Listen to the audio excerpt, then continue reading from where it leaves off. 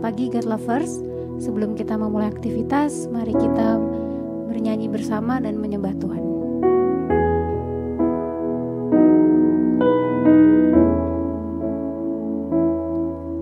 Bila hati terasa berat, tak seorang pun mengerti bebanku. Ku tanya Yesus, apa yang harus ku buat? Dia berfirman, mari datanglah. Dia selalu pedulikan aku. Ku datang Yesus, Dia pikul segala bebanku. Sujud di altarnya, ku bawa hidupku. Ku terima anugerahnya, Dia ampuniku dan bebaskanku. Dia ubah hidupku, barui hatiku. Sesuatu terjadi saat datang di altarnya.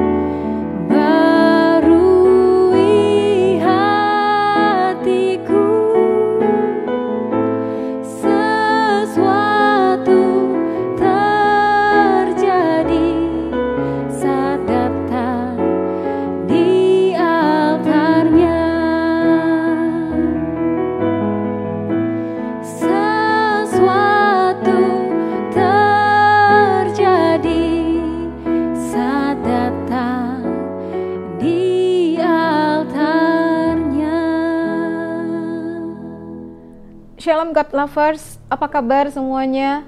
Berjumpa lagi kita dalam program Words from Heaven. Dan hari ini, renungan singkat yang akan saya sampaikan, saya beri judul, Kristus menyelamatkan dan memanggil kita. Nats terambil dalam 2 Timotius 1 ayat 9.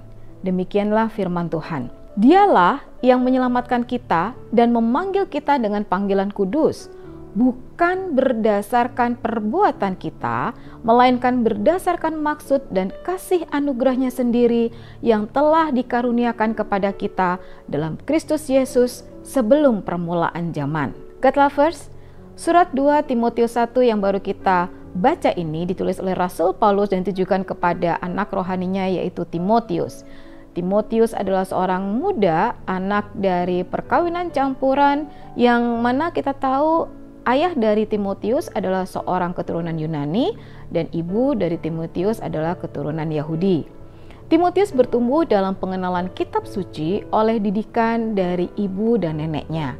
Kita bisa lihat dalam 2 Timotius 1 ayat 5. Yang menarik dari sosok Timotius ini adalah dalam usia yang masih muda, Timotius menerima panggilan pekerjaan pelayanan untuk menjadi hamba Tuhan. Kita bisa lihat dalam 1 Timotius 4 ayat 12. Dalam menjalani panggilannya sebagai hamba Tuhan dalam pengabaran Injil, Timotius pastinya berhadapan dengan tantangan karena tentu saja kita tahu usianya yang masih sangat muda, acap kali membuat orang akan merendahkan atau mengecilkan kehadirannya. Rasul Paulus menguatkan Timotius dalam 1 Timotius 4 ayat 12 untuk Timotius tetap semangat dan tidak kecil hati. God Lovers, dari ayat yang kita baca hari ini, kita diingatkan bahwa Tuhan memanggil saudara dan saya sebagai orang percaya untuk suatu tujuan atau purpose, yaitu untuk suatu misi yang Tuhan sudah siapkan dan tetapkan untuk saudara dan saya lakukan.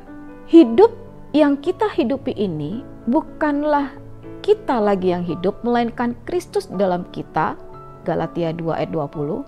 Hal ini membuat saudara dan saya tidak boleh menjalani hidup kita ini secara sembarangan, melainkan kita harus peka dan tahu bahwa di dalam hidup kita ini ada panggilan dari Tuhan, ada tujuan, ada misi yang saudara dan saya harus lakukan.